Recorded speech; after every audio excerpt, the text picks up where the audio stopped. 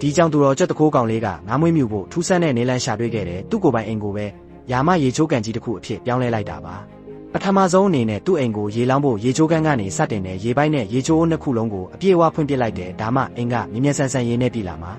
ဒီတော့တွင်သူကစူပါမားကတ်ကိုသွားပြီးလှပတဲ့ငါးလေးတွေပါဝယ်လာခဲ့တယ်အခုဆိုအိမ်မှာပဲဘဲချင်းမဆိုငါးများလို့ရပြီဘေးကင်းရဲ့အတွက်သူကရေကူးအင်ဂျီတစ်ထည်ပါဝယ်လာခဲ့တယ်အိမ်ထဲမှာရေကူးရတာကသူ့အတွက်လုံးဝအသစ်ဆန်ဖြစ်နေလို့ပါ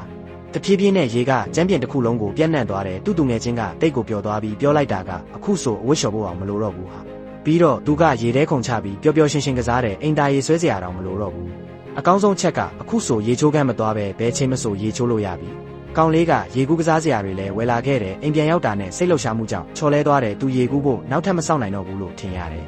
ရေကဖြန့်ကျက်သွားပြီးအိယာအထိရောက်လာတယ်ဒီချိန်မှာသူ့သူငယ်ချင်းကကွန်ပျူတာကိုရေထဲပစ်ချရင်ပြောလိုက်တယ်ဒါကိုလည်းရေထဲမျောပါခွင့်ပေးလိုက်ပါဦး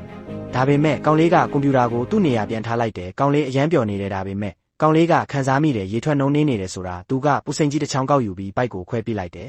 ရေကပြင်းထန်စွာထွက်လာတယ်သူ့သူငယ်ချင်းလည်းပါဝင်လာပြီးနှစ်ယောက်သားပူးပေါင်းကရေလောင်းမှုကိုပိုမြန်အောင်လုပ်လိုက်ကြတယ်အခုဆိုအခန်းထဲမှာလဲကြရင်တောင်ထိခိုက်မှာမဟုတ်ဘူးဒါပေမဲ့ဒုတိယထပ်အထိပြေးဖို့ကြတော့အချိန်တော်ကြာမယ်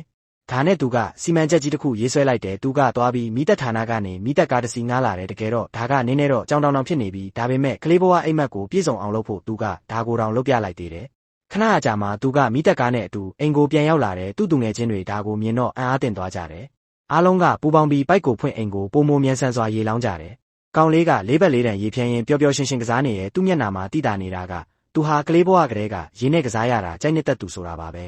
တဖြည်းဖြည်းနဲ့အိမ်တစ်ခုလုံးရေနဲ့ပြည့်လာတယ်အခုဆိုသူတို့လူတွေကအိမ်ထဲမှာပဲရေကူးနေကြတယ်ပြီးတော့သူတို့ကအယောင်စုံငါးလေးတွေကိုလည်းရေထဲမှာလွတ်ပေးလိုက်ကြတယ်ကုခက်ရေဝတ်စုံဝတ်ဆင်ပြီးငါးတွေနဲ့အတူရေကူးရတဲ့အရာတာကတမှုထူးခြားနေတယ်ပင်ပန်းသွားတဲ့အခါအေးအေးလူလူဖြော်ရည်တောက်ရင်အနားယူကြတော့တယ်